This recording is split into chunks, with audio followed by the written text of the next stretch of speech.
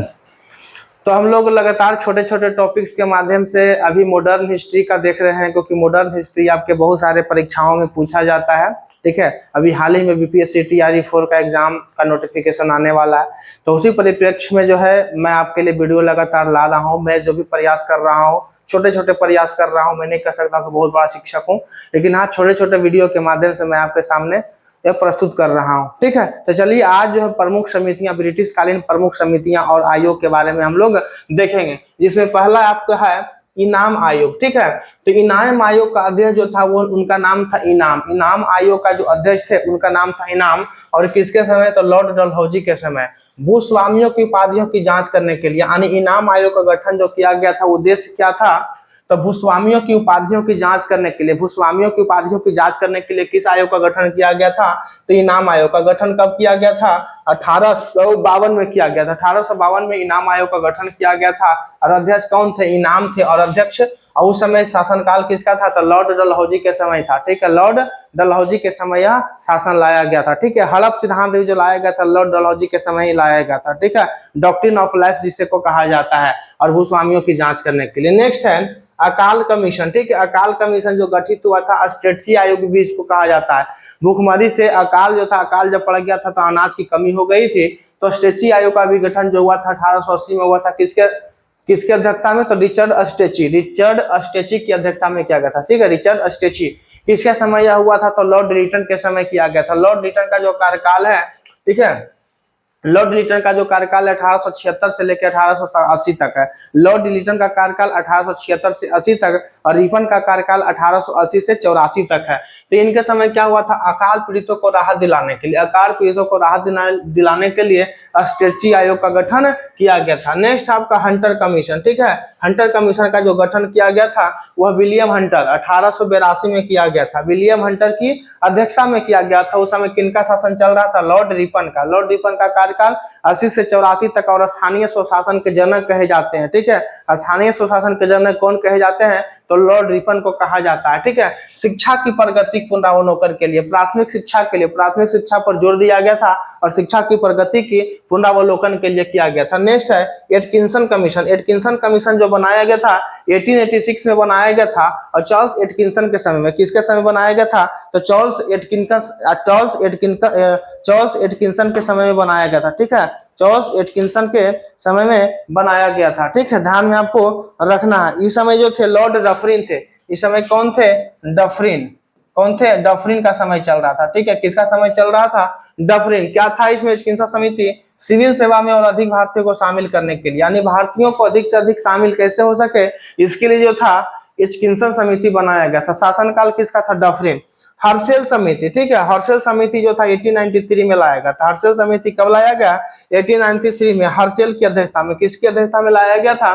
तो हर्शेल की अध्यक्षता में लाया गया था। उस समय कौन थे? कार्यकाल किनका था? तो लॉर्ड लैंसडाउन का। लॉर्ड लैंसडाउन का कार्यकाल चल रहा था, और मुद्रा के बारे में सुझाव दिए थे। किसके बारे में सुझाव दिए थे उन्होंने? मुद्रा के बारे में सुझाव दिया था। नेक्स्ट जो है आपका ओपियम कमीशन। ठीक है, ओपियम कमीशन जो था 1893 में लाया गया था। ओपियम कमीशन किसके समय में? तो यह भी जो लैंसडाउन के समय में ही था। ठीक है, किसके समय में था? लैंसडाउन के समय में। किसके समय? लैंसडाउन।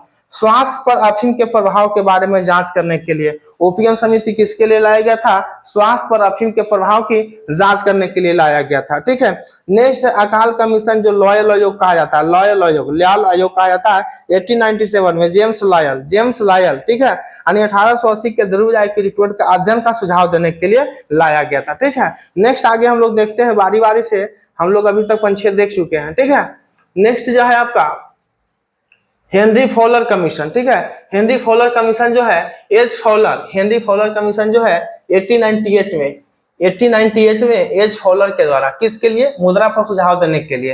हेनरी फॉलर कमीशन 1898 में एच फॉलर मुद्रा पर सुझाव देने के लिए। नेक्स्ट है अकाल कमीशन जो मैकडोनल्ड आयोग कहा जाता है 1900 में। अकाल कमीशन मैकडोनल्ड आयोग कहा जाता है 1900 में लाया गया था एंथनी मैकडोन के समय में। ठीक है, एंथनी मैकडोन। ठीक है, वह किसके समय लाया गया था?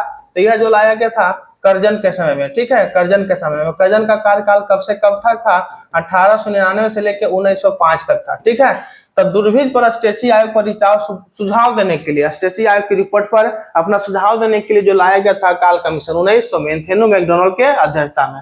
नेक्स्ट है सिंचाई कमीशन, बहुत बहुत इंपॉर्टेंट है, दरोगा के एग्जाम में पूछा जाता है।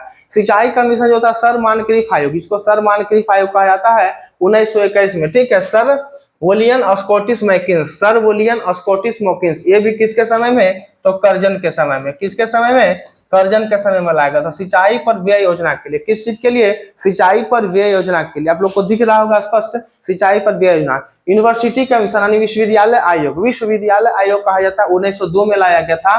थॉमस रेले, यहाँ जो नाम है आपका रेले होगा, ठीक है, रेले, रेले, थॉमस रेले, किसके समय में, तो यह भी कर्जन के समय में, किसके समय में, कर्जन। क्या कहा, विश्वविद्यालय के अध्ययन करने और सुधार करने के लिए, विश्वविद्यालय का अध्ययन करने और सुधार को लागू करने के लिए लाया गया था। बहुत बहुत इंपॉर्टेंट है, विश्वविद्यालय आयोग लाया गया था। नेक्स्ट है फ्रेजर कमीशन, ठीक है, इसको फ्रेजर कमीशन भी बोला, फ्रेजर आयोग भी बोला जाता है, ठीक है, फ्रेजर आयोग भी बोला जाता है, फ्रेजर आयोग, ठीक है। फ्रेजर आयोग 1902 में फ्रेजर, लॉर्ड फ्रेजर के अध्यक्षता में, इसके समय में कौन थे, वो भी कर्जन ही थे। कौन थे, कर्जन थे। पुलिस प्रशासन से संबंधित था, किससे संबंधित था, पुलिस प्रशासन की जांच करने के संदर्भ में था, पुलिस प्रशासन की जांच करने के संदर्भ में था। नेक्स्ट है रेलवे आयोग, रेलवे आयोग 1902 में थॉमस रेले विश्वविद्यालय से, ठीक है, कर्जन के समय में, किसके समय, कर्जन के समय में ही था। नेक्स्ट है सिविल सेवा पर रॉयल कमीशन 1912, सिविल सेवा पर royal commission, lord Islington, civil सेवा पर रॉयल कमीशन 1912, लॉर्ड इस्लिंगटन, भारतीयों को 25% उच्च पद देने के लिए, भारतीयों को 25% क्या देने के लिए, उच्च पद देने के लिए, ठीक है। यह किसके समय लाया गया था, लॉर्ड हार्डिंग द्वितीय, ठीक है, लॉर्ड हार्डिंग, लॉर्ड हार्डिंग द्वितीय के समय में, ठीक है, लॉर्ड हार्डिंग द्वितीय के समय क्या लाया गया था, सिविल सेवा पर रॉयल कमीशन 1912 में जो लाया गया था, लॉर्ड इस्लिंगटन, भारतीय को 25% उच्च पद देने के लिए, लॉर्ड हार्डिंग द्वितीय। फिर नेक्स्ट है मैकलोगन समिति, मैकलोगन समिति जो था 1914-15 में लाया गया था मैकलोगन के नेतृत्व में, सहकारी वित्त की सलाह देने के लिए, सरकारी वित्त की सलाह देने के लिए। नेक्स्ट आपको बढ़ते हैं हम फटाफट, कलकत्ता यूनिवर्सिटी कमीशन, जिसको सैडलर कमीशन कहा जाता है, बहुत बहुत परीक्षा में पूछा जाता है, बहुत बहुत बार परीक्षा में आपसे पूछा गया है। कोलकाता यूनिवर्सिटी कमीशन, सैडलर आयोग, देखिए सैडलर आयोग यानी कोलकाता यूनिवर्सिटी की जांच करने के उद्देश्य ही है सैडलर आयोग बनाया गया था 1917 में, माइकल सैडलर, ठीक है, 1917 में बनाया गया था माइकल सैडलर, ठीक है, माइकल सैडलर। यह किसके समय था, तो चेम्सफोर्ड के समय में था, किसके समय में था, चेम्सफोर्ड, ठीक है, लॉर्ड चेम्सफोर्ड के समय में था। चेम्सफोर्ड का कार्यकाल जो था 16 से लेकर 21 तक रहा था, ठीक है। विश्वविद्यालय की स्थिति अध्ययन करने के लिए सैडलर आयोग था, क्या था, माइकल सैडलर, विश्वविद्यालय की स्थिति का अध्ययन करने के लिए था चेम्सफोर्ड। भारतीय सैन्य समिति 1923 में लॉर्ड इस्कैप, लॉर्ड इस्कैप, केंद्रीय शिक्षा समिति की चर्चा करने के लिए, केंद्रीय शिक्षा समिति की चर्चा करने के लिए, केंद्रीय शिक्षा समिति की चर्चा करने के लिए किसके समय में हुआ था, रीडिंग के समय में, लॉर्ड रीडिंग, लॉर्ड रीडिंग के समय। लॉर्ड रीडिंग का कार्यकाल कब से था, 21 से लेकर 26 तक था, ठीक है।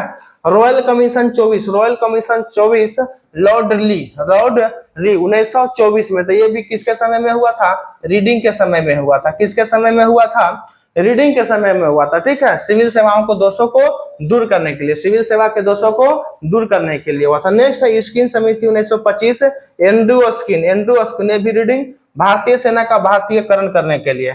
बटलर समिति बार बार एग्जाम में आता है 1927, बटलर समिति 1927 आपके एग्जाम में बार बार आता है, ठीक है, बार बार एग्जाम में आपसे पूछा जाता है।